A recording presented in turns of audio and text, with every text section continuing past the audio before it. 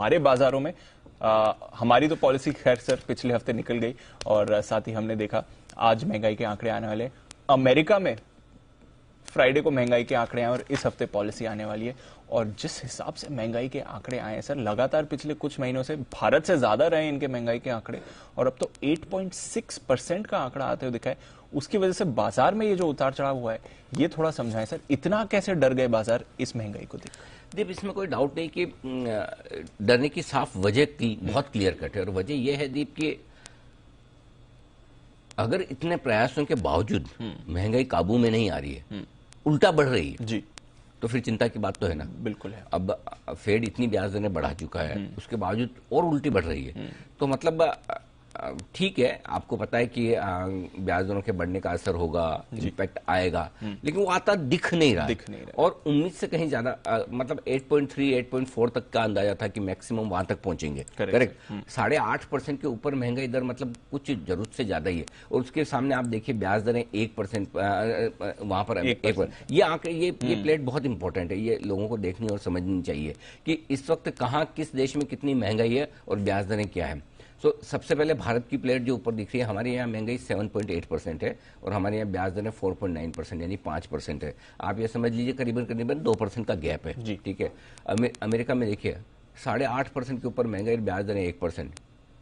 UK में देखिए 9% महंगाई, ब्याज दर 1%। अगली प्लेट लाइए, कुछ और देश उसमें है, उनकी भी अगर आप महंगाई दर देखेंगे और ब्याज दरें देखेंगे तो कहीं मिसमैच है। देखिए यूरोप में 8.5% के आसपास महंगाई, नेगेटिव ब्याज दरें चलती। चीन में 2% महंगाई, चीन खैर एक अलग ही है, वो कंट्रोल्ड इकोनॉमी, उनको छोड़ दीजिए। और जापान में भी आप देखें तो 2.5% महंगाई। तो एक चीज तो क्लियर कट है कि हमारे मुकाबले में दूसरे ग्लोबल बाजारों को, दूसरे इकोनॉमीज को, दूसरे देशों को ब्याज दरें ज्यादा तेजी से बढ़ाने की जरूरत है। ये 2 हाइक होने के बाद आरबीआई काफी कुछ पहले ही प्रोएक्टिव होकर ब्याज दरें बढ़ा चुका है, जबकि दूसरे देश इंतजार करते रहे। इसमें एक बात बहुत साफ है दीप की, जेनेट येलन और जेरेमी पावेल पूरी तरह से फेल हुए हैं ब्याज दरों का अंदाजा लगाने के मामले में। जब आप मार्केट ड्रिवन होकर अपनी पॉलिसी बनाते हैं तो ये नुकसान होता है, जो आपको साफ साफ नजर आ रहा है। अमेरिका में ये टोटल फेल्योर है वहां के फाइनेंस मिनिस्ट्री का कि वो अंदाजा लगाने में नाकामयाब रहे। इसके हिसाब से देखा जाए तो हमारी आरबीआई ज्यादा बेहतर है, हमारी फाइनेंस मिनिस्ट्री ज्यादा बेहतर है कि पहले से अंदाजा लगाकर आपने ब्याज दरें ऊपर रखी और आपने बढ़ाना शुरू भी कर दिया।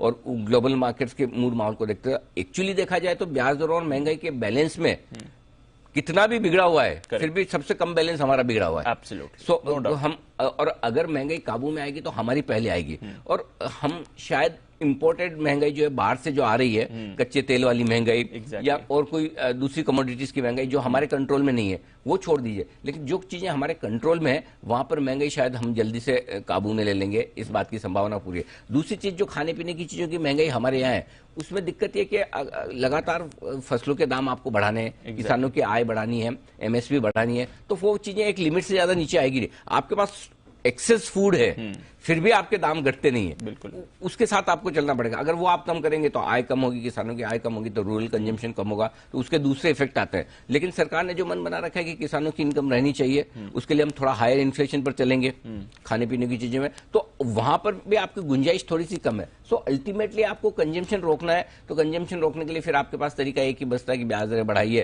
ताकि थोड़े से अब उसके इम्पैक्ट आएंगे।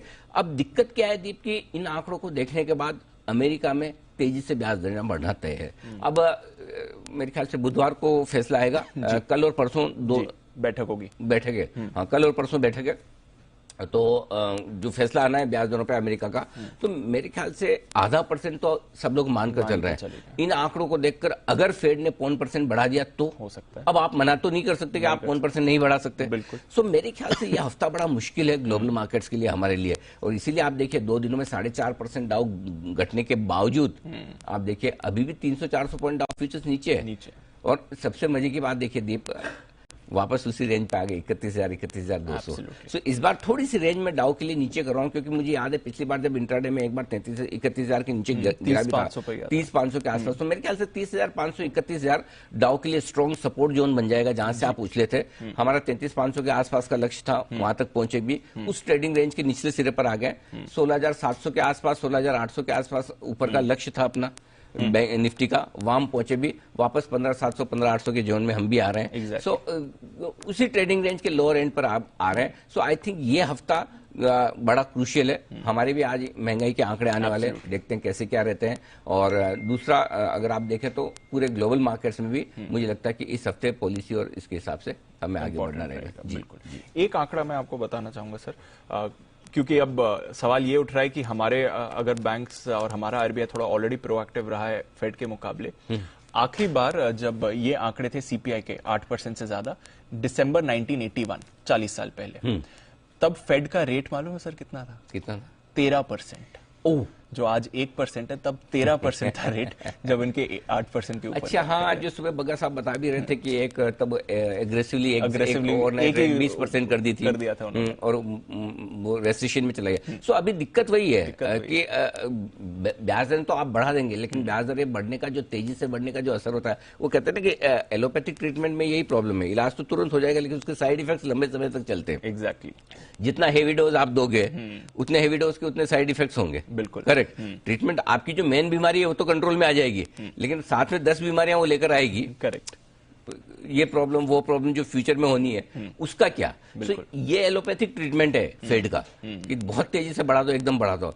अच्छा, दूसरा क्या, पैनिक में कोई क्या कर जाता पता नहीं चलता। एग्जैक्टली। सो पैनिक ऐसा थोड़ी कि कोई एक रिटेल ट्रेडर और इन्वेस्टर को ही होता है। पैनिक तो सेंट्रल बैंक को भी हो सकता है, पैनिक तो किसी भी देश की सरकार और उसके पीएम को भी हो सकता है, सो या प्रेसिडेंट को हो सकता है। सो अमेरिका में ये इन्फ्लेशन देख के पैनिक मचना तय है, और अपने को उस हिसाब से ये वाली वीकली एक्सपायरी निकालनी है शांति से, तब तक एडवेंचर नहीं करना है। क्यों कि एक तो बुधवार को आपको पता चलेगा कि अमेरिका में फिर 5% बढ़ा दी, और ये नंबर देखने के बाद पावेल साहब कुछ अच्छा तो बोल ही नहीं सकते उनकी लाइफ में। बिल्कुल नहीं बोल सकते, वो गलत रहे अब तक। हाँ, गलत है। अब स्वीकार खुल के कर ले तो तकलीफ कि हम गलत हो गए। जेनेट येलेन ने स्वीकार कर लिया तो इनको करना ही पड़ेगा, है ना। वैसा वाला हाल हो गया। अब ना स्वीकार करे तो फिर लगेंगे यार ये तो नींद में ही है, अभी तक उठे नहीं है। करेक्ट। इतना सब कुछ खराब हो रहा है। तो ये वाली पॉलिसी तो अमेरिका की खराब ही हो गई समझ लो, और इससे कुछ अच्छा होना नहीं है जी। करेक्ट। सो मुझे लगता है, और प्लस हमारे गुरुवार को वीकली एक्सपायरी जिसमें आज लोग फंसे हुए मिलेंगे आपको बहुत सारे लॉन्ग पोजीशन पे। सो मेरा ये समझना है कि थोड़ा सा ये हफ्ता आपको गुरुवार तक शांति से थोड़ा सा संभल कर निकालना है। लगातार पिछले हफ्ते दीप हम एक चीज कह ही रहे थे कि कैश मार्केट के स्टॉक्स से मिड कैप स्टॉक्स में थोड़ा सा पैनिक वाला मामला बन भी रहा है। बट एनीवे, ये ग्लोबल मार्केट्स की बात करते हुए सिंपल सी चीज है कि डेटा ड्रिवन मार्केट है, पॉलिसी ड्रिवन मार्केट है, और इस फेड की पॉलिसी पर आगे मेक और ब्रेक वाला मामला बनेगा। सिर्फ 9 हफ्ते अमेरिकी बाजार कमजोर हुए हैं पिछले 10 हफ्तों में से लगातार। सिर्फ 9 हफ्ते, 10 हफ्तों में से सिर्फ एक weekly closing positive last week की जो मिली थी, लास्ट वीक, मतलब इससे पहले वाले की, वो तो बाकी मतलब, और ये मेरे ख्याल से one of the worst month अभी तक जा रहा है। हाँ। पिछले 2 साल का मेरे ख्याल से 2020 के बाद से अभी तक का शुरुआती 10-12 दिन जो भी हुए काफी खराब, उसमें अब तक का सबसे खराब महीना ही जा रहा है। तो बेसिकली सिचुएशन अगर आप अमेरिका के बाजारों की देखेंगे तो इससे लगता है कि कोविड ही ठीक था। मार्च 2020 उतना खराब नहीं था अमेरिकी बाजारों के लिए, मतलब, और वहां ये पता था कि किसी एक्सटर्नल इवेंट की वजह से गिर गए। यहाँ जो मार्केट गिर रहे हैं वो फंडामेंटल रीजन से गिर रहे हैं, और फंडामेंटल रीजन से जब आप गिरते हैं ना तो उठने में टाइम लगता है। दिक्कत वो है। अगर आप न्यूज की वजह से उठे तो न्यूज का असर जिस दिन आपके दिमाग से निकलने लगता है आप ठीक हो जाते हैं, है ना। लेकिन जब फंडामेंटल रीजन से गिरते हैं तो बड़ी तकलीफ होती है, और फिर उठने में भी वक्त लगता है। तो ये अमेरिकी बाजारों के जो संकेत है पिछले 2 दिनों के, ये थोड़े डराने वाले हैं, इसमें कोई डाउट